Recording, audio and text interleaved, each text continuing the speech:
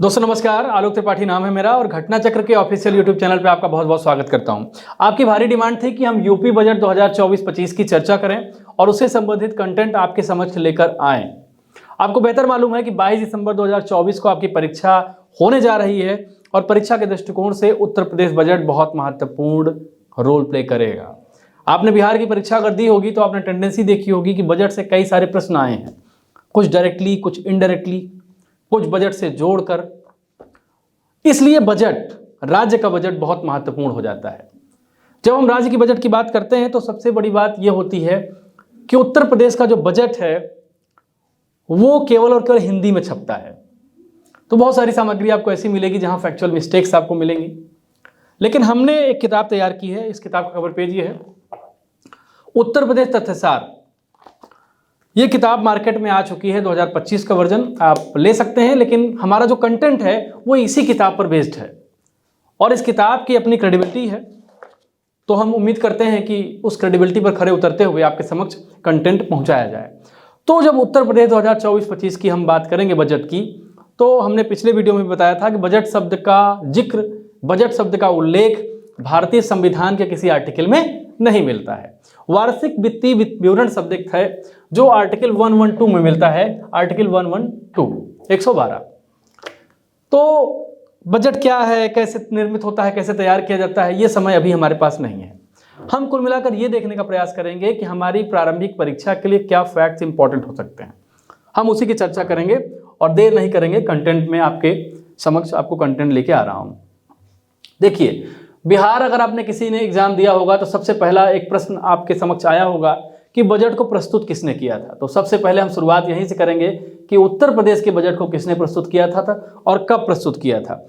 देखिए, सबसे पहली बात आप जान लीजिए कि 5 फरवरी 2024 को उत्तर प्रदेश का बजट प्रस्तुत किया गया है और किसके द्वारा प्रस्तुत किया गया है तो वित्त मंत्री सुरेश कुमार खन्ना ने यह बजट प्रस्तुत किया है। किसने प्रस्तुत किया है तो वित्त मंत्री सुरेश कुमार खन्ना ने यह बजट प्रस्तुत किया है। अगर आप विधानसभा के सत्र देखते होंगे तो योगी आदित्यनाथ के जस्ट बगल वाली कुर्सी पर सुरेश खन्ना साहब ही बैठते हैं।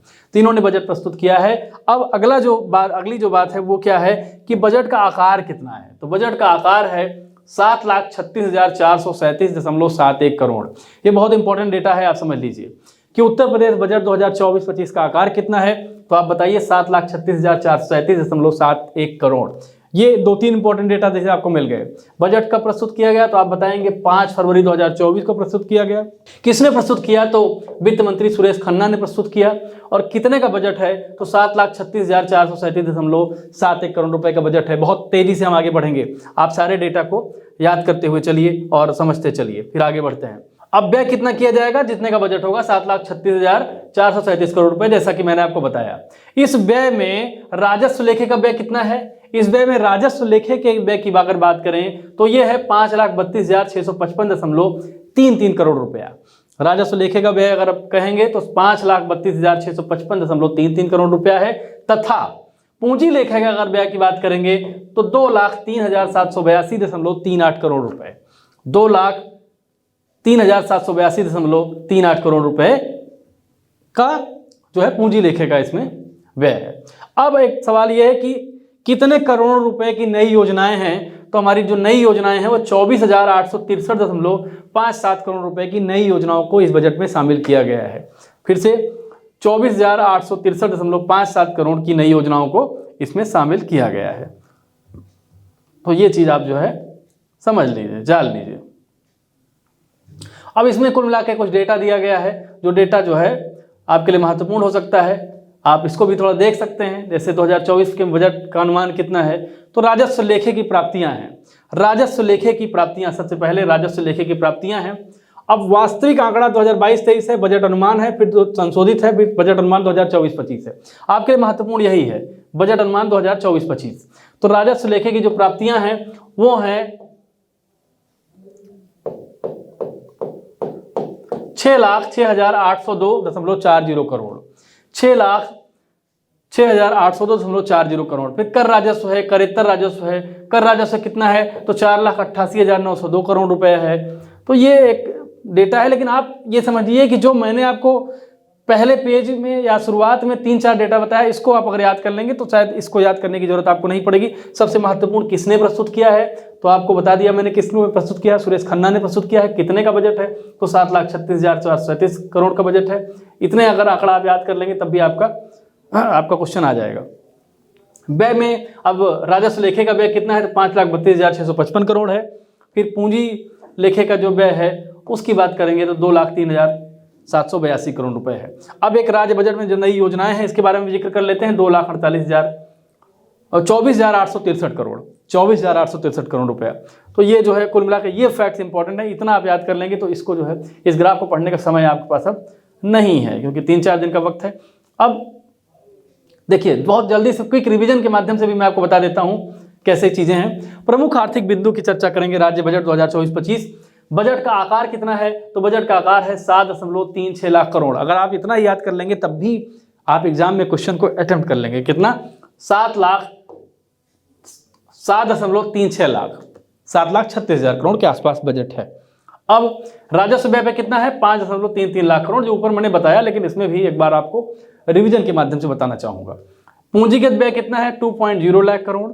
और पूंजीगत परिव्यय कितना है, तो 1.55 लाख करोड़। ये जो है कुल ये है। अब बजट में हमेशा इंपॉर्टेंट होता है रुपया, रुपया कहां से आता है, रुपया कहां से आता है, तो ये इसका सेक्शन है, इसको आप समझ लीजिए। देखिए सार्वजनिक लेखा रसीद निवल से 0.8% है। ऋण एवं अग्रिम वसूली से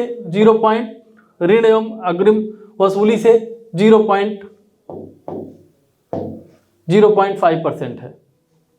सार्वजनिक ऋण प्राप्तियां 15.3%, गैर राजस्व वह 3.4% है। केंद्रीय कर अंतरण जो है वो 30% है। राज्य का अपना कर राजस्व जो है वो 37.1% है। और केंद्रीय अनुदान जो है 12.9% है। देखिए सबसे महत्वपूर्ण जो इसमें क्या है, इसमें सबसे महत्वपूर्ण जो होता है, जो सबसे बड़ा होता है, और सबसे बड़ा क्या है, सबसे बड़ा है राज्य का अपना कर राजस्व जो तकरीबन 37% है। केंद्रीय अनुमान 12.9% है, ये समझ लीजिए। फिर सार्वजनिक ऋण प्राप्तियां 15.3% है। ये 3 आप याद कर लेंगे। केंद्रीय कर अंतरण 30%, ये अगर 4 याद कर लेंगे तो आपके क्वेश्चन को सही करने की संभावना बनी रहेगी। अब ये जो है प्रमुख आर्थिक बिंदु राज्य बजट 2024-25 का है। जैसे पूंजीगत परिव्यय में वृद्धि, पूंजीगत परिव्यय में वृद्धि है तो ये है 6.19%, 6.19%। राजस्व आधिक्य है 2.97%।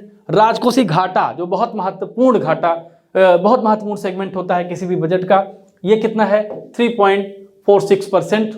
और राज्य का ऋण कितना है, तो 32.7%। ये 2-3 आंकड़े बहुत याद हैं। जैसे राजकोषीय घाटा, राजकोषीय घाटा अगर कोई पूछ रहा है तो 3.646% अनुमानित है।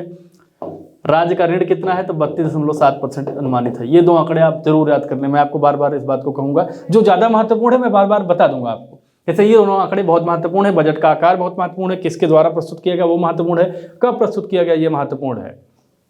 तो ये जो है चीज आप याद कर लीजिए। समावेशी विकास के लिए बजट नई योजनाएं हैं, तो जो योजनाएं जो नई नई शामिल किया गया है उसके बारे में चर्चा है। तो युवा रोजगार सृजन एवं महिला सशक्तिकरण के लिए क्या क्या योजनाएं हैं, तो ये चर्चा कर लेते हैं। मुख्यमंत्री युवा उद्यमी विकास अभियान, घरेलू एवं विदेश में रोजगार के अवसरों के लिए युवाओं में क्षमता निर्माण एवं प्रशिक्षण के लिए रोजगार प्रोत्साहन कोष, राष्ट्रीय फैशन प्रौद्योगिकी संस्थान की स्थापना, 2 मेगा सरकारी IIT की स्थापना और 69 ITI का उन्नयन, स्पोर्ट्स साइंस एवं इंजरी सेंटर की स्थापना। एक महत्वपूर्ण प्रश्न जो पूछ सकता है आपके एग्जाम में, मैं फिर से बता दूंगा आपको जो महत्वपूर्ण होगा, ये महत्वपूर्ण हो सकता है कि मुख्यमंत्री कन्या सुमंगला योजना के अंतर्गत प्रावधानित राशि बढ़ाकर कितनी हो गई है। पहले कितनी थी, 15,000 रुपए थी, अब कितनी हो गई है, 25,000 रुपए। मुख्यमंत्री कन्या सुमंगला योजना के तहत पहले जो सामग्री कितनी थी, 15,000 रुपए थी, अब हो गई है 25,000 रुपए। ये भी आपके लिए इंपॉर्टेंट है, इसको भी आप याद रख लें। तो इस तरह जो चीज़ ज़्यादा महत्वपूर्ण है मैं आपको इंगित कर दूंगा और उसको आप थोड़ा सा ध्यान रखेंगे तो चीज़ें क्लियर हो जाएंगी। अब ये प्राप्तियों की चर्चा है, कुल प्राप्तियां कितनी हैं, तो कुल प्राप्तियों की अगर हम चर्चा करेंगे तो कुल प्राप्तियां हैं 7.21 लाख करोड़। राजस्व प्राप्तियां कितनी हैं, 6.07 लाख करोड़। पूंजीगत प्राप्तियां कितनी हैं, तो 1.14 लाख करोड़। और राज्य की अपनी कर प्राप्तियां कितनी हैं, तो 2.70 लाख करोड़ रुपए हैं। तो ये चीज़ जो है अभी हमने देखा रुपया कहाँ से आता है, अब देखेंगे रुपया कहाँ जाता है। और रुपया जाता कहाँ है, सरकार खर्च कहाँ करती है। देखिए आना और जाना क्या मतलब है। जब हम कहते हैं कि रुपया आता कहाँ से है, रुपया कहाँ से आता है, तो रुपी जो होता है उसके आने के साधन सरकारें देखती हैं कहाँ से आ रहा है, आने के स्रोत क्या हैं। ये स्रोत कर हो सकते हैं, कर जो राज्य का कर होता है, केंद्र का कर हो सकता है कि केंद्र से जो हिस्सा मिलता है वित्त आयोग के संदर्भ में, वित्त आयोग के द्वारा। मैं आपसे एक प्रश्न पूछ रहा हूँ, बताइए जल्दी से, वित्त आयोग संविधान के किस आर्टिकल में है, बहुत सरल प्रश्न है। इसके अलावा जो डेथ होता है, डेथ यानी जो ऋण होता है, तो ये रुपया आने का सवाल होता है। फिर जाने का सवाल होता है कि सरकारें खर्च कहाँ करती हैं, तो खर्च कहाँ करती हैं, वेलफेयर में करती हैं, नागरिकों के वेलफेयर में, योजनाएं में, स्कीम्स में, शिक्षा पे, एजुकेशन पे, सड़क पे, बिजली पे, पानी पे, इन सब चीज़ों में सरकारें खर्च करती हैं। तो रुपया आता है जाता है, ये एक प्रक्रिया है। अब रुपया जाता कहाँ है, तो सब्सिडी पे सरकार खर्च करती है 3.8%। पूछ सकता है कि उत्तर प्रदेश सरकार अपने कुल बजट का कितना परसेंट सब्सिडी पर खर्च करती है, तो आप कहेंगे 3.8%। स्थानीय निकायों को अंश वितरण कितना देती है, 3.3% देती है। ब्याज भुगतान कितना करती है, 7.3%। अब आप कहेंगे ब्याज भुगतान क्या है, तो राज्य ने जो ऋण लिया होता है विभिन्न संस्थानों से, केंद्र से या फिर अन्य वैश्विक संस्थाओं से जैसे वर्ल्ड बैंक से, तो उसको ब्याज भी देना पड़ता है, तो ये ब्याज में खर्च हो जाता है बजट का 7.3%। ये है। पेंशन कितनी पर खर्च करती है सरकार, तो 11.7% पेंशन पर खर्च कर देती है। वेतन सहायता प्राप्त जो संस्थान है कर्मचारी, उनको 11.7% खर्च करती है गवर्नमेंट उनके लिए। वेतन सरकारी कर्मचारी 12.8% खर्च करती है, 12.8% खर्च करती है। राज्य से अनुदान प्राप्त सरकार से कितना करती है, ये 9% करती है केंद्र से। ऋण एवं अग्रिम का संवितरण 1.7% और कर्ज अदायगी जो है वो 5.7%। इतना जो है कर्ज भी अदा करती है और उस पर ब्याज भी देती है, दोनों काम करती है। अब सरकार जो है इंफ्रास्ट्रक्चर में क्या कर रही है उसकी कुछ बातें यहाँ पे बताई गई हैं। जैसे बुंदेलखंड औद्योगिक विकास प्राधिकरण का गठन किया गया है। फॉर्च्यून 500 कंपनियों के लिए एफडीआई नीति 2023 को लागू किया गया है। सेमीकंडक्टर नीति 2023 को लागू किया गया है। योजनाएं और नीति वाले चैप्टर मैंने बताया है, उसको देख लीजिएगा। आगरा लखनऊ एक्सप्रेसवे और पूर्वांचल एक्सप्रेसवे को जोड़ने के लिए 60 किलोमीटर का नया लिंक एक्सप्रेसवे बनाया गया है। कितने किलोमीटर का, 60 किलोमीटर का नया लिंक एक्सप्रेसवे बनाया गया। ये महत्वपूर्ण क्वेश्चन है। जब मैं कहता हूँ कोई चीज़ महत्वपूर्ण है तो आप समझ लीजिए इंपॉर्टेंट है। क्यों, क्योंकि ये कोई भी चीज़ जब नई होती है तो महत्वपूर्ण हो जाती है। 60 किलोमीटर का नया लिंक एक्सप्रेसवे बनाया गया है, ये चीज़ आप याद कर रख लीजिएगा। आगे बढ़ जाते हैं। अनुसंधान एवं नवरचना, इसका पीडीएफ भी हम दे देंगे, टेलीग्राम के माध्यम से आप डाउनलोड कर लीजिएगा। सरकारी विभागों में एआई, एमएल और अत्याधुनिक तकनीक का उपयोग करने को प्रोत्साहन किया जाएगा। एआई सेंटर उत्कृष्टता केंद्र की स्थापना की जाएगी या किया गया है। $1 ट्रिलियन लक्ष्य की प्राप्ति हेतु सांख्यिकी प्रणालियों का सुदृढ़ीकरण एवं online data storage, cloud storage सुविधाओं की स्थापना की जाएगी। आईआईटी कानपुर में 500 बिस्तर के सुपर स्पेशलिटी अस्पताल वाले स्कूल ऑफ मेडिसिन रिसर्च एवं टेक्नोलॉजी की स्थापना की गई है। ये महत्वपूर्ण है। देखिए मैं फिर कह रहा हूँ, ये महत्वपूर्ण है। पूछ लेगा कि 500 बिस्तर के सुपर स्पेशलिटी अस्पताल वाले स्कूल ऑफ मेडिसिन रिसर्च एवं टेक्नोलॉजी की स्थापना कहाँ की गई है, आपसे 4 विकल्प दे देगा, IIT BHU, IIT Kanpur, IIT Lucknow, एक आध विकल्प और दे देगा, तो आपको बताना रहेगा कि आईआईटी लखनऊ। जो ज़्यादा महत्वपूर्ण है मैं आपको इंगित कर दूंगा, आपको याद करने में, समझने में आसानी होगी। पर्यटन और संस्कृति पे क्या कर रही है सरकार, तो इसमें डिटेलिंग है। अयोध्या, काशी, मथुरा, वृंदावन, नैमिषारण्य, विंध्यवासिनी धाम, देवी पाटन और नाथ कॉरिडोर में थीम आधारित अवसंरचना सुविधाओं का विकास कर रही है सरकार। प्रयागराज में कुंभ संग्रहालय की स्थापना की गई है। मैं आपसे पूछना चाहता हूँ एक सवाल, आप कमेंट करके बताएंगे, मैं यहाँ बताऊंगा नहीं। मैं पूछना चाहता हूँ, कुंभ का लोगो, जो कुंभ है इसका लोगो जो है, इसका लोगो है क्या है, आप कमेंट करके बताएं। ये प्रश्न बहुत महत्वपूर्ण है। सर्वसिद्ध प्रदः कुंभा, ये कहाँ से लिया गया है, ये आप बताइएगा। सर्वसिद्ध प्रदः कुंभा कहाँ से लिया गया है। आगे बढ़ते हैं। कृषि एवं संबद्ध क्षेत्र की हम बात करेंगे, तो कृषि और संबद्ध क्षेत्र की जब हम बात करेंगे तो मुख्यमंत्री खेत सुरक्षा योजना की शुरुआत की गई है। राज्य कृषि विकास योजना की शुरुआत की गई है, उसको आगे बढ़ाया गया है। निजी ट्यूबवेल के लिए बिजली की दरों में 100% सब्सिडी की बात की गई है। गन्ने के राज्य परामर्श केंद्र में 20 रुपये प्रति क्विंटल की बढ़ोतरी की गई है। ये चीज़ आप याद रखिएगा, ये बहुत महत्वपूर्ण है। मैं बार बार ये बताऊंगा क्या ज़्यादा महत्वपूर्ण है। जैसे गन्ने के राज्य परामर्श मूल्य में 20 रुपये क्विंटल की बढ़ोतरी की गई है। अब पूछ सकता है कि गन्ने के राज्य परामर्श जो मूल्य में कितने % की बढ़ोतरी की गई है। विकल्प दे देगा 20 रुपये, 25 रुपये, 30 रुपये, 40 रुपये। आपको बताना रहेगा क्या सही है। ये चीज़ आप समझ लीजिए, याद कर लीजिए, महत्वपूर्ण है। अब फिर प्रमुख वित्तीय संकेतक हैं, ये आपको ज़्यादा बहुत महत्वपूर्ण नहीं है, मैं आपको इस बात को बता दूं। अब एग्जाम में समय कम है इसलिए मैं इसकी चर्चा नहीं करूंगा, आगे बढ़ूंगा। चलिए अब हम देख लेते हैं कि किस योजना के लिए कितना बजट रखा गया है, ये चर्चा। अच्छा, विभाग देख लेते हैं। जैसे आपको याद होगा कि बिहार में एक प्रश्न आया था कि बिहार सरकार सबसे ज़्यादा पैसा कहाँ खर्च करती है, किस चीज़ पे खर्च करती है। इसी तरह का सवाल यहाँ भी आ सकता है। तो प्रमुख विभागों का आवंटन देख लीजिए कितना है। तो प्राथमिक शिक्षा पे सरकार 76,035 करोड़ खर्च कर रही है। कितना? 76,035 करोड़। ऊर्जा पे 57,071 करोड़। पुलिस विभाग पे 39,516 करोड़। लोक निर्माण विभाग पे 34,858 करोड़। स्वास्थ्य एवं परिवार कल्याण मंत्री पे कितना खर्च कर रही है? 2,27,086 करोड़, सॉरी 27,086 करोड़, 27,086 करोड़ खर्च कर रही है स्वास्थ्य एवं परिवार कल्याण पे। नगर विकास पे कितना खर्च कर रही है? 25,698 करोड़। ग्रामीण विकास पे 25,409 करोड़, 25,409 करोड़। नमामि गंगे एवं ग्रामीण जल आपूर्ति पे कितना खर्च कर रही है? तो ये खर्च कर रही है 25,110 करोड़। पंचायती राज पर कितना खर्च कर रही है? तो 21,197 करोड़ रुपए खर्च कर रही है। अगर आप नोट्स लेके बैठेंगे और कुछ पॉइंट्स अगर नोट कर लेंगे, 10, 12, 15, 20 पॉइंट, तो आपके लिए बहुत इंपॉर्टेंट होगा। मैंने जहां जहां ज़्यादा महत्वपूर्ण बताया है उसको जरूर नोट डाउन करिएगा, एग्जाम आने के बाद हम लोग देखेंगे।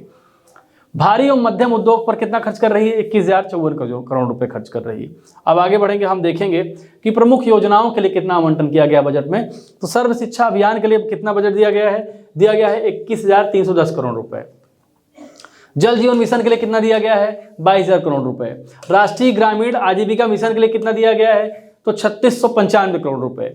पीएम आवास योजना ग्रामीण के लिए 2441 करोड़। आपको लग रहा होगा योजनाएं केंद्र की है, राज्य इसमें क्यों दे रहा है? तो इसमें राज्य की भी हिस्सेदारी होती है। अपने 75-25 का कहीं फार्मूला होता है, जहां राज्य का योगदान 25 होगा, केंद्र का 75, कहीं 90-10 होता है।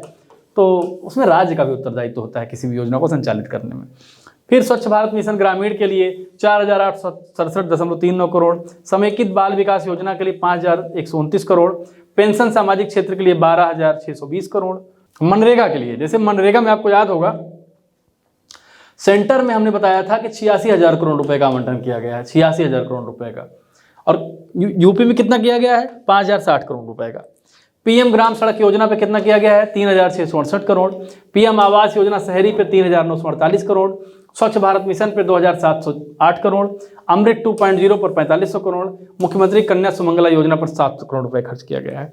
अब आपसे पूछ लेगा कि मुख्यमंत्री कन्या सुमंगला योजना की बजट राशि जो 15,000 थी, बजट राशि कह रहा हूँ, जो राशि 15,000 थी वो कितना हो गई है बढ़ के? मैंने बताया था, आपको याद होगा तो बताइएगा।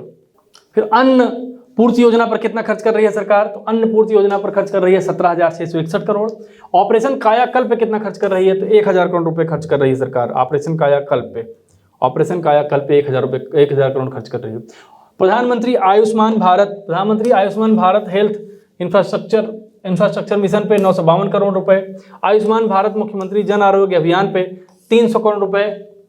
मुख्यमंत्री मातृ वंदना योजना पर 322 करोड़ रुपए। पर स्वामी विवेकानंद युवा सशक्तिकरण योजना पे 4,000 करोड़ रुपए खर्च कर रही है। ये चीज़ आप याद कर लीजिए, इंपॉर्टेंट है। प्रधानमंत्री स्वामी विवेकानंद युवा सशक्तिकरण जो योजना है उत्तर प्रदेश की, उसमें इसका बजट कितना है 2024-25 में? तो 4,000 करोड़। अटल औद्योगिक अवसंरचना मिशन पे जो है 400 करोड़ रुपए की सरकार खर्च कर रही है। और मुख्यमंत्री कृषि लघु सिंचाई योजना पर चर्चा हो रही है। मुख्यमंत्री लघु सिंचाई योजना पर 1,020 करोड़। महाकुंभ मेले पे, ये मोस्ट इंपॉर्टेंट है, महाकुंभ मेले में सरकार का बजट कितना है? तो 2,500 करोड़ रुपए ये है, इसको याद कर लीजिए। मुख्यमंत्री green road infrastructure development scheme शहरी 800 करोड़। अर्बन फ्लड एवं स्टार्म वाटर ड्रेनेज योजना 1,000 करोड़ रुपए। राज्य स्मार्ट सिटी योजना पर कितना खर्च कर रही है? राज्य स्मार्ट सिटी योजना पर 400 करोड़ रुपए का खर्च किया जा रहा है। त्वरित आर्थिक विकास योजना पर 2,400 करोड़ रुपए खर्च कर रही है सरकार। मुख्यमंत्री आवास योजना ग्रामीण पे 1140 करोड़ रुपए, 1140 करोड़ रुपए। पीएम कुसुम योजना पर 449.45 करोड़ रुपए। राज्य कृषि विकास योजना पर 200 करोड़ रुपए। विश्व बैंक सहायक यूपी एग्रीज योजना पे 200 करोड़ रुपए। तो ये जो है कुल जो है सरकार की स्कीम्स और उस पर जो है बजट है सरकार का जो खर्च कर रही है। अब बजट में जो नई पहले हैं उसकी चर्चा है। और देखिए एक चीज़ और देख लीजिए, प्राथमिकता वाले जो प्रमुख क्षेत्र हैं उनकी चर्चा थोड़ा कर लेते हैं। प्राथमिकता वाले प्रमुख क्षेत्र, उसमें सरकार का क्या योगदान है बजट में, कैसे वो इम्प्लीमेंट कर रही है चीज़ों को। तो प्राथमिकता वाले जो प्रमुख क्षेत्र हैं, पहले सामाजिक क्षेत्र की चर्चा हो रही है। सामाजिक क्षेत्र, गरीबी उन्मूलन के साथ यूपी में लगभग 6 करोड़ लोगों को गरीबी से बाहर निकाला गया। पूछ लेगा कि उत्तर प्रदेश बजट 2024-25, ये भी इंपॉर्टेंट फैक्ट है, याद कर लीजिए, 2024-25 के अनुसार कितने लोगों को गरीबी रेखा से बाहर निकाला गया, तो आप कहेंगे 6 करोड़ लोगों को। ये याद कर लीजिए आप, 6 करोड़ लोगों को गरीबी रेखा से बाहर निकाला गया है। पिछले 35 लाख से अधिक किसानों को दलहन और तिलहन किट का वितरण किया गया है। तो बजट 2024-25 के अनुसार पिछले वर्ष कितने लोगों को, 35 लाख लोगों को क्या किया गया है, दलहन और तिलहन किट का वितरण किया गया है। मुख्यमंत्री आवास योजना के तहत 2 लाख से अधिक आवास निर्मित किए गए हैं। कितने? 2 लाख से अधिक आवास निर्मित किए गए हैं। यूपी के कौशल विकास मिशन के तहत कितने लोगों को प्रशिक्षण दिया गया है, तो आप कहेंगे 6.5 लाख करोड़, 6.5 लाख करोड़। मुख्यमंत्री की फ्लैगशिप योजना के अंतर्गत 17.8 लाख बेटियां लाभान्वित किस योजना के तहत हुई हैं, तो कन्या सुमंगला योजना, मुख्यमंत्री कन्या सुमंगला योजना, याद कर लीजिए। एक जनपद एक मेडिकल कॉलेज योजना के तहत 45 जिलों में 66 मेडिकल कॉलेज की स्थापना की गई है। सोलर रूफटॉप अवस्थापना की क्षमता में कितनी वृद्धि हुई है, 4 गुने की वृद्धि हुई है। हरित कवरेज बढ़ाने के लिए एक वर्ष में कितने करोड़ का वृक्षारोपण हुआ है, 36 करोड़ का। मुख्यमंत्री युवा स्वरोजगार योजना के तहत 1.80 लाख रोजगार स्वीकृत किए गए हैं। अब वृक्ष वाली बात ये इंपॉर्टेंट है, इसको याद कर लीजिए, 36 करोड़ वृक्ष लगाए गए हैं उत्तर प्रदेश में, 36 करोड़ वृक्ष 2024-25 के बजट के हिसाब से, इसको याद कर लीजिएगा, ये महत्वपूर्ण है। अब बजट में नई पहले हैं उसकी चर्चा कर लेते हैं। देखिए ग्रीन बजट का सवाल है ना, ग्रीन बजट का सवाल बिहार में आया था कि बिहार में ग्रीन बजट सबसे पहले कहाँ शुरू किया गया, कब शुरू किया गया, सॉरी। तो ग्रीन बजट के संदर्भ में आप ग्रीन बजट की चर्चा कर लेते हैं। आपको याद होगा COP26 जब हो रहा था तो उसमें ग्लासगो में प्रधानमंत्री द्वारा पंचामृत कार्यकलाप के लिए भारत की प्रतिबद्धता का संकल्प किया गया था। पंचामृत आपको याद होगा। अब बजटीय अनुमान की ग्रीन टैगिंग करने वाला भारत का जो पहला राज्य कौन है, उत्तर प्रदेश है। अब पूछ सकता है कि उत्तर प्रदेश ग्रीन टैगिंग करने वाला प्रथम राज्य है, ये आप नोट कर लीजिए। और प्रश्न इस तरह पूछ सकता है कि निम्नलिखित में से किस क्षेत्र में उत्तर प्रदेश पहला राज्य है, तो उसमें दे देगा बजटीय अनुमान की ग्रीन टैगिंग और 3 विकल्प और दे देगा, आपको इसको याद करना रहेगा। अब पर्यावरण अनुकूल वित्तीय नीतियों का निर्धारण करते हुए सतत विकास लक्ष्यों को प्राप्त करना, स्वच्छ पर्यावरण एवं प्राकृतिक संसाधनों के संरक्षण पर बल देना, पर्यावरणोन्मुखी नीतियों का निर्धारण करना, स्थिति स्थापक पर्यावरण की सुनिश्चित करना, ये अब्स्ट्रैक्ट चीजें हैं, फैक्चुअली इसमें मुझे नहीं लगता कि इससे प्रश्न आएंगे, बस आप जानते रहिए। तो ये चीज जो है, आगे बढ़ते हैं हम लोग, जो ज़्यादा महत्वपूर्ण चीज़ है उसकी चर्चा हम करेंगे। अब भारत में प्रथम, ये इंपॉर्टेंट है, ये समझ लीजिए आप, ये चीज़ इंपॉर्टेंट है कि भारत में प्रथम उत्तर प्रदेश किस किस योजना में पहला स्थान भारत उत्तर प्रदेश में प्राप्त करता है। उत्तर प्रदेश, तो उत्तर प्रदेश प्रधानमंत्री मुद्रा योजना की जब चर्चा करते हैं तो उसमें भारत में पहले स्थान पर है। प्रधानमंत्री सुरक्षा बीमा योजना में पहले स्थान पर है। PM स्वनिधि योजना में भी पहले स्थान पर है। अटल पेंशन योजना में भी पहले स्थान पर है। प्रधानमंत्री जनधन योजना में भी भारत में उत्तर प्रदेश पहले स्थान पर है। इन 4 योजनाओं की बात, 5 योजनाओं की बात हो रही है।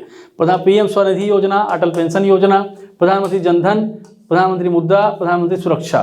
भारत में दूसरा स्थान किस में है, तो प्रधानमंत्री जीवन ज्योति बीमा योजना में भारत में दूसरा स्थान उत्तर प्रदेश का है। आगे बढ़ते हैं। उत्तर प्रदेश को DBT परफॉर्मेंस रैंकिंग में दूसरा स्थान मिला, जो राज्य द्वारा दिए गए लक्षित एवं कुशल हस्तांतरण का प्रमाण है। अब प्राथमिकता वाले क्षेत्र में देखिए कि आर्थिक क्षेत्र में क्या हुआ है।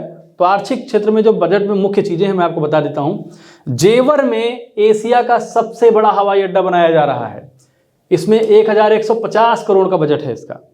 एक्सप्रेस वे NH के साथ औद्योगिक नोड्स की कनेक्टिविटी लखनऊ आगरा एवं पूर्वांचल के लिए इसका बजट रखा गया है 2024-25 में 500 करोड़ रुपए। राष्ट्रीय ग्रामीण स्वास्थ्य मिशन के तहत 7,350 करोड़ रुपए का बजट रखा गया है।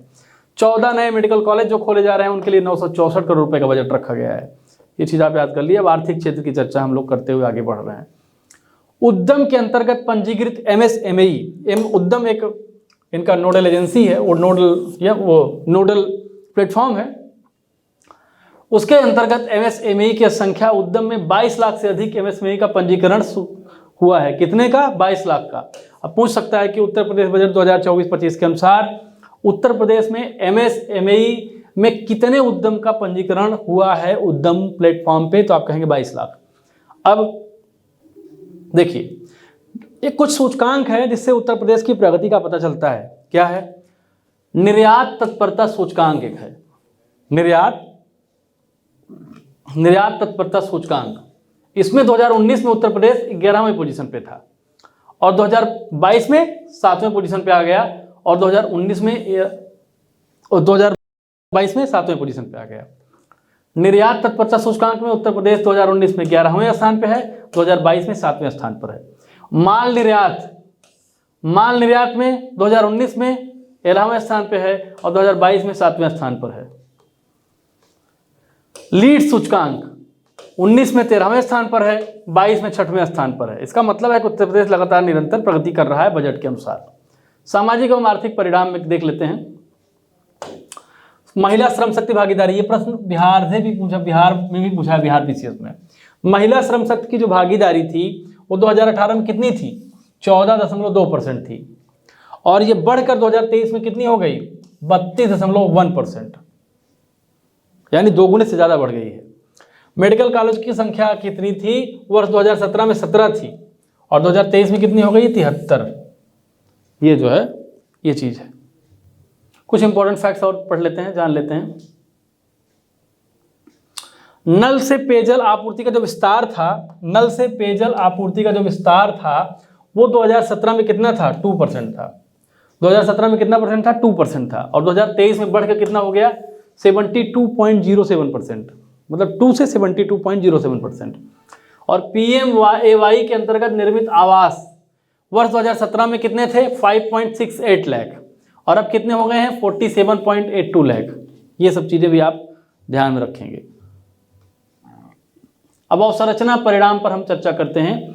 2017 में एक्सप्रेस वे की लंबाई 491 किलोमीटर थी और बढ़कर अब हो गई है 1314 किलोमीटर। एयरपोर्ट की संख्या 2017 में 4 थी, 22 में 19 है। अब मेट्रो रेल सिस्टम की लंबाई को किलोमीटर में हम देखेंगे कितना है। मेट्रो रेल सिस्टम की लंबाई किलोमीटर में 2017 में कितनी थी? 9.3 किलोमीटर 2 शहरों में, 108.4 किलोमीटर हो गया है 5 शहरों में। 2017 में विद्युत ऊर्जा की संस्थापित क्षमता कितनी थी? 23,662 मेगावाट, 23,662 मेगावाट। इस समय 29,912 मेगावाट है, थोड़ी सी बढ़ी है। अब बजट की चर्चा इसमें की गई है। बजट में फिर से जो है कि वित्तीय वर्ष में 7,21,333.82 करोड़ रुपए की प्राप्तियों का अनुमान किया गया है, जिसमें राजस्व लेखे में 6,06,802.4 करोड़, पूंजी लेखे में 1,14,531 करोड़ रुपए का अनुमान है। ये कुल प्राप्तियां जो 2023-24 में हुई थी उनसे 93,688 करोड़ रुपए ज़्यादा हैं।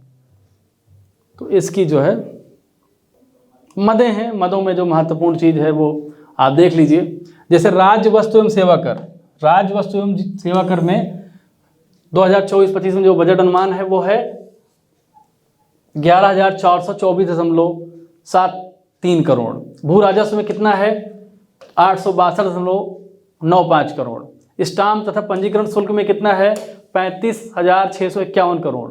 राज्य उत्पाद शुल्क में कितना है? 58,307 करोड़। बिक्री व्यापार कर में कितना है? तो 42,733 करोड़। वाहन कर में कितना है? तो 12,504 करोड़। विद्युत कर तथा शुल्क में कितना है? तो 5,776 करोड़। ये जो है कुल ये है। राजस्व लेखे के व्यय की चर्चा कर लेते हैं। तो वर्ष 2023-24 के राज्य बजट में राजस्व व्यय हेतु 5,02,354 करोड़ रुपए की व्यवस्था की गई थी। कितना? 5,02,354 करोड़ रुपए की व्यवस्था, जो वित्तीय वर्ष 2024-25 में राजस्व लेखे का अनुमानित व्यय कितना हो गया है? 5,32,655 करोड़ रुपए। इससे कितना ज़्यादा है, तो 30,301 करोड़ रुपए ज़्यादा हो गया है। अब राजस्व लेखे के अंतर्गत व्यय क्या है, क्या क्या व्यय है, कैसे है, उन्होंने बताया है। तो ये बजट अनुमान 2024-25 है। ब्याज की अदायगी कितनी है, तो 56,211 करोड़ रुपए के आसपास है। शिक्षा, खेलकूद, कला, संस्कृति में क्या स्थिति है, तो 92,169 करोड़ रुपए है। स्वास्थ्य परिवार कल्याण मंत्रालय का क्या मामला है, तो 34,221 करोड़ रुपए के आसपास है। समाज कल्याण तथा पोषण में क्या स्थिति है, तो 32,933 करोड़ है। कृषि तथा संबद्ध कार्यकलाप पर क्या है, तो 1,17,764 करोड़ रुपए है। ग्राम्य विकास पे क्या है, तो 27,398 करोड़ रुपए है। ऊर्जा में क्या है, तो 26,181 करोड़। परिवहन पे 7,712 करोड़ रुपए है। ये जो है स्थिति है। अब पूंजी लेखे का व्यय की चर्चा है। अब देखिए इंपॉर्टेंट चीज पे आ जाते हैं, ऋण कोष, सकल राज्य घरेलू उत्पाद, ये जो है महत्वपूर्ण चीज है। जैसे वर्ष 2014-15 में यह अनुमान कितना था, 25.6% था, जो 2022-23 में कितना हो गया है, 29.7% हो गया है। वर्ष 2023-24 के पुनरीक्षित अनुमानों में कितना था, ये 31.7% था।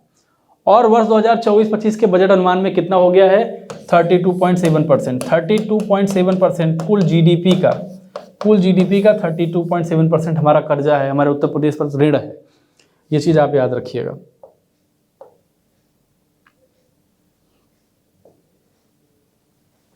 %32.7%, ये चीज बहुत महत्वपूर्ण है, मैं बार बार कह रहा हूं। 32.7% ऑफ जीएसडीपी, ये जो है उत्तर प्रदेश पर कर्जा है। उदय योजना के अंतर्गत विद्युत वितरण कंपनियों की वित्तीय पुनर्संरचना के लिए वित्तीय वर्ष 2015-16 में 29,602 करोड़ रुपए तथा वर्ष 2016-17 में 14,801 करोड़ रुपए के पावर बांड्स जारी करने के कारण इसमें वृद्धि हुई है। इन्होंने बताया भी है कि कर्ज क्यों बढ़ गया है, उसका रीजन। अब राजकोषीय घाटा जो है, मैं बार बार जिक्र कर रहा हूँ, राजकोषीय घाटा आपके लिए महत्वपूर्ण है। तो राजकोषीय घाटा जो है उसकी क्या स्थिति है, ये वर्ष 2020-21 में कितना था, 54,622.11 करोड़ था। और सकल घरेलू जो राज्य उत्पाद था वो था इतना 17,05,594 करोड़, 17,05,594 करोड़ रुपए। और 2021-22 में कितना हो गया, ये 2.1% हो गया। और 2020-21 में कितना था, 3.2 था, फिर 2.11% हो गया। और अब कितना परसेंट होने का अनुमान किया गया है, ये आप जान लीजिए। मैंने आपको बताया था, फिर से बता देता हूं। अब 2023-24 का जो बजट अनुमान था उसमें इसका जो है 3.48% होने का अनुमान व्यक्त किया गया था। और फिर जब पुनरीक्षित अनुमान था, फिर से रिव्यू किया गया तो इसको बढ़ा के 3.49% कर दिया गया। लेकिन आपके लिए सबसे महत्वपूर्ण क्या है कि 2024-25 में बजट अनुमान कितना है, तो आप कहेंगे 3.46%। 3.46% ये है आपका फिस्कल डेफिसिट, राजकोषीय घाटा, ये आप याद कर लीजिए। 3.46%, ये बहुत महत्वपूर्ण है, मैं इंगित कर रहा हूं इस बात को, ये चीज आप सब समझ लीजिए। अब मध्यकालिक राजकोषीय पुनर्संरचना नीति 2024 है, इसकी चर्चा है। तो उत्तर प्रदेश राजकोषीय उत्तरदायित्व और बजट प्रबंधन FRBM अधिनियम 2004 तथा नियमावली के संगत प्रावधानों के अनुसार उत्तर प्रदेश मध्यकालिक राजकोषीय पुनर्संरचना नीति 2024 तैयार की गई है। इसको थोड़ा सा इंपॉर्टेंट इसलिए कि नई है ये, जिसमें वर्ष 2023-24 के बजट अनुमान एवं पुनरीक्षित अनुमान, वर्ष 2024-25 के बजट अनुमान तथा अगले 3 वर्षों अर्थात 2025-26, 26-27 तथा 27-28 के लिए पूर्वानुमान तालिका बताया गया है कि तालिका में क्या स्थिति। अब राज्य क्या करते हैं, इन सब अनुमानों में क्या किया जाता है, पुनर्रचना में जो नीति होती है, ये पुनर्संरचना जो नीति होती है, इसमें बताते हैं कि हम कैसे कम करेंगे, हमारी क्या स्थिति होगी, हमने इतना इकट्ठा किया, हमारा राजकोषीय घाटा इतना रहा, केंद्र से हमको इतना मिला, और अपनी स्ट्रेटजी बताई जाती है कि हम कैसे करके चीज़ों को वो करेंगे। जैसे एक फैक्ट है कि जीएसटी एवं वैट का प्रदेश के कर राजस्व में लगभग 56% अंशदान है। अब 5 करोड़ से अधिक वार्षिक टर्नओवर के टैक्स पेयर के लिए ई इनवाइस की व्यवस्था 1 अगस्त 2023 से प्रभावी की गई है।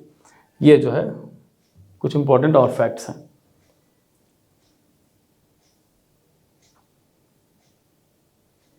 अब एक इंपॉर्टेंट ये है कि राज्य का करेत्तर राजस्व वर्ष 2023-24 में के पुनरीक्षित अनुमानों में जीएसडीपी का 0.5% है, जिसके बाद इसमें कितना है 24-25 में ये 1% रहने का अनुमान है। मैंने बताया था कि राज्य के बजट अनुमानों में राजकोषीय जो घाटा है वो जीएसडीपी का 3.48% होने का अनुमान है, और ये पुनरीक्षित जो अनुमान 2023-24 का था उसमें 3.49% था। ये चीज़ आप याद रख लें। अब कुछ इंपॉर्टेंट फैक्ट और हैं जो आप जान लीजिए और हम इस वीडियो को कंक्लूड करते हैं।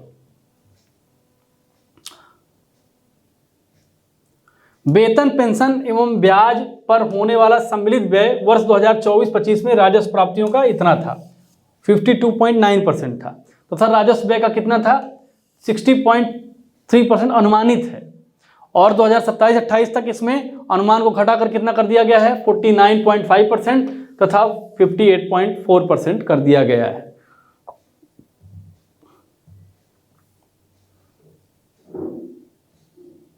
एक और महत्वपूर्ण फैक्ट हम करके बात को खत्म करेंगे, कंक्लूड करेंगे। वर्ष 2023-24 के बजट अनुमान में राज्य की ऋणग्रस्तता 7,84,113 करोड़ रुपए आंकड़ित की गई थी, जिसके सापेक्ष पुनरीक्षित अनुमान में ये कितना हो गई 7,47,545 करोड़ हो गई है। वर्ष 2024-25 में इसको बढ़ाकर 8,16,926 करोड़ रुपए कर दिया गया है, जो जीएसडीपी का 32.7 यानी 32.7% अनुमानित है। तो कुल मिला के बजट का जो मामला है, बजट में कुछ चीज़ें बहुत महत्वपूर्ण है। मैं फिर से आपको इंगित कर दूं, बजट जैसे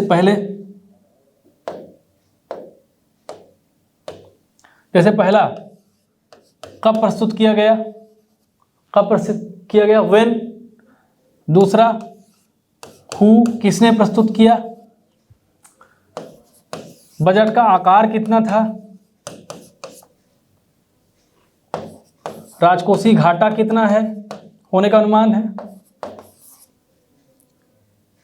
स्कीम में जो महत्वपूर्ण स्कीम्स हैं उनका आवंटन कितना है, जो नई स्कीम आई हैं उनकी स्थिति क्या है, इंफ्रास्ट्रक्चर में कोई नई गतिविधि हुई हो तो उसकी स्थिति क्या है, कितने करोड़ लोगों को रोजगार दिया गया है उसकी स्थिति क्या है, इंफ्रास्ट्रक्चर में क्या स्थिति है, कितनी कैसे क्या निर्माण किया गया, क्या निर्माण करने का प्लान कर रही है सरकार, उत्तर प्रदेश का ऋण कितना है, डेट कितना है, ये भी एक महत्वपूर्ण सेगमेंट है। और जो योजनाएं बनाई गई हैं, पॉलिसीज या नीतियां बनाई गई हैं, उसके लिए सरकार क्या कर रही है, कैसे कर रही है, कुछ इंपॉर्टेंट सेगमेंट है। बाकी बजट की चर्चा हमने कर दी है, पीडीएफ आपको मिल ही जाएगा, और एक बार आप 2 बार वीडियो देखिए, और वीडियो देखने के बाद जो है अपने एग्जाम को अच्छे से दीजिए और बने रहिए हमारे साथ। अगर नए हों चैनल को सब्सक्राइब कर लें, और हाँ, हमारा जो नया चैनल बना है घटना चक्र पीसीएस, मैं हर बार अपने वीडियो में इसका जिक्र करता हूँ। घटना चक्र